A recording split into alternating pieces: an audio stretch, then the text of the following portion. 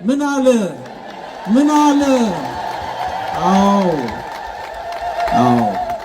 የእመቤታችንን ድምፅ ሲሰማ ገና ሳያያት እናቱ ኤልሳቤጥ በጆሮዋ የድንግል ማርያም ድምፅ ሲገባ መጥምቆ ዮሐንስ ከጌታ ፊት ሆኖ ቃለ አዋዲው ዮሐንስ ከኔ በኋላ የሚመጣው ከኔ እጅግ የከበረ ነው፣ መንሹም በእጁ ነው፣ ፍሬውንና ገለባውን ይለያል፣ ገለባውን በማይጠፋ እሳት ያቃጥላል፣ ፍሬውንም ወደ ጎተራው ይጨምራል እያለ ስለ አምላኩ የሚመሰክረው ስለ ክርስቶስ የተናገረው መጥምቁ ዮሐንስ ገና የድንግል ማርያም ድምፅ በኤልሳቤጥ ጆሮ ሲፈስ እነሆ የ6 ወሩ ዮሐንስ በእናቱ ሆድ ውስጥ ሆኖ በደስታ ዘለለ ነው የሚለው። እግዚአብሔር ስሙ የተመሰገነ ይሁን።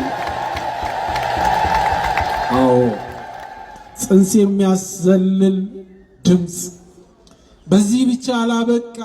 ጽንሱ በማህፀኗ ውስጥ በደስታ ዘለለ ካለ በኋላ በኤልሳቤጥም መንፈስ ቅዱስ ሞላባት፣ መንፈስ ቅዱስ አደረባት። በታላቅ ድምፅም ሆና የጌታዬ እናት ወደ እኔ ትመጪ ዘንድ እንዴት ይሆንልኛል? እነሆ የሰላምታሽ ድምፅ በጆሮዬ በገባ ጊዜ ጽንሱ በማህፀኔ ውስጥ በደስታ ዘለለ እያለች የተደረገላትን የሆነውን ነገር ቅድስቲቱ እናት ቅድስት ኤልሳቤጥ መመስከር ጀመረች። የድንግል ማርያም ድምፅ ጽንስ ያዘልላል። የእመቤታችን ድምጿ መንፈስ ቅዱስን ይሞላል። መንፈስ ቅዱስ ሞላባት፣ መንፈስ ቅዱስ አደረባት። ያ ሕፃን 6 ወሩን ጨርሶ 9 ወር ከሞላው በኋላ የደረሰበትን የሆነውን ነገር ሁላችሁም ታውቁታላችሁ። ብዙ ጊዜ ይነገራል። ዛሬ የሚነገረው ስለ መጥምቁ ስለ ቅዱስ ዮሐንስ ልደት ነው። ዛሬ የተወለደበትን ቀን ነው የምናስበው። ዮሐንስ የጸሎት ውጤት ነው። ዮሐንስ የልመና ውጤት ነው። ዮሐንስ የጸሎት ፍሬ ነው። ዮሐንስ በልመና የተገኘ በረከት ነው።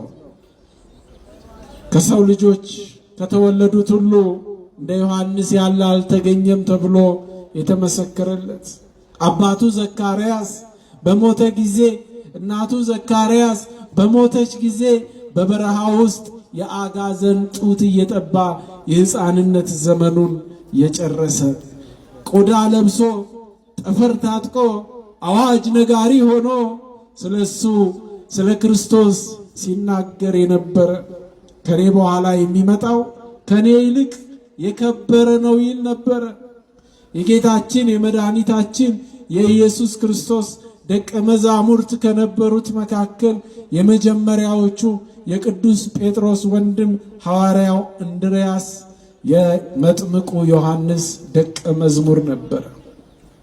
በዮርዳኖስ ወንዝ ሲያጠምቅ እኔ በውሃ አጠምቃችኋለሁ፣ ከኔ በኋላ የሚመጣው የድንግል ማርያም ልጅ ኢየሱስ ክርስቶስ ግን በእሳት ያጠምቃችኋል እያለ ይነግራቸው ነበረ። ዮሐንስ በእስር ቤት ውስጥ ሆኖ ገና ጌታን ሳያጠምቀው ሳያየው በፊት ደቀ መዛሙርቱን ወደ መድኃኒታችን ኢየሱስ ክርስቶስ ልኳቸው ነበረ። አንተ ነህ የምትመጣው ወይንስ ሌላ እንጠብቅ? መሲሁ አንተ ነህ ያለ መልእክተኞች ይልክ ነበረ። እስር ቤት ሆኖ የዮሐንስ ደቀ መዛሙርት መጥተው ጌታን ሲጠይቁት ሂዱና የምታዩትን ሁሉ ንገሩት አላል።